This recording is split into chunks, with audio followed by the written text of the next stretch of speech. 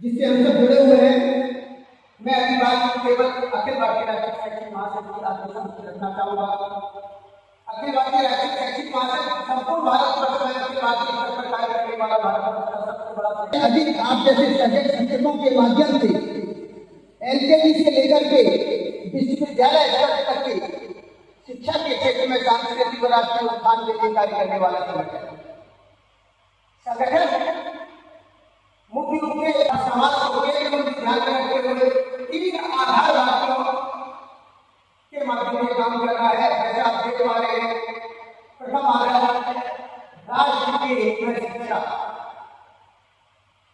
बड़ा महत्वपूर्ण है। 1966 में पहली राष्ट्रीय शिक्षा नीति आई।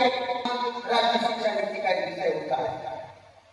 दूसरा, जब हमारी शिक्षा नीति राष्ट्रीयता से परिपूर्ण है और राष्ट्रीय गुणों को समावेश करती है, तो उसके प्रति जो प्रेरक की भूमिका में हो, जो ज्ञान के साथ साथ एक व्यक्ति के शिक्षार्थी के रूप में शिक्षार्थी को प्रेरित करने वाला है।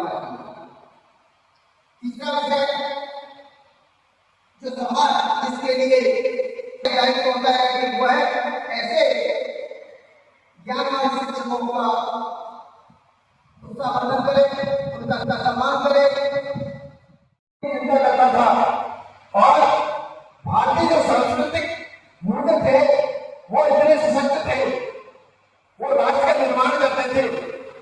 तो उसके बाद जो कॉन्वेंट स्कूल होगा यहाँ पर प्रधानपुर हुआ भारत में, तो महाराणा प्रताप जो राजस्थान में गौरवमयी इतिहास है वो न पढ़ाकर अकबर महान पढ़ाया गया।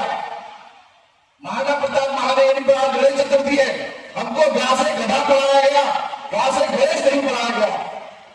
तो सही मायने में जो शिक्षा बच्चों को दी जानी थी, सेकेंड ईयर में भी छोड़ देता है तो उसको डिप्लोमा मिलता है, थर्ड ईयर में पढ़ता है तो उसको डिग्री मिलती है, और 4 साल बाद उसको ऑनर्स की शिक्षा मिलती है, डिग्री मिलती है। पहले ये था कि अगर एक बच्चे ने अपनी फर्स्ट ईयर के बाद पढ़ाई छोड़ दी थी, उसकी फर्स्ट ईयर लैप्स हो जाती थी। तो ये शिक्षा नीति का सबसे बड़ा फायदा है।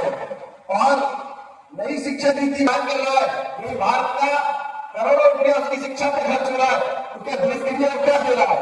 उसके अलावा जब वो विदेश चला जाता है डॉक्टरी करने या इंजीनियरिंग करने, तो वही शादी कर लेता है, उसके माँ बाप ने पूरी जीवन भर की कमाई उसके लिए लगा दी।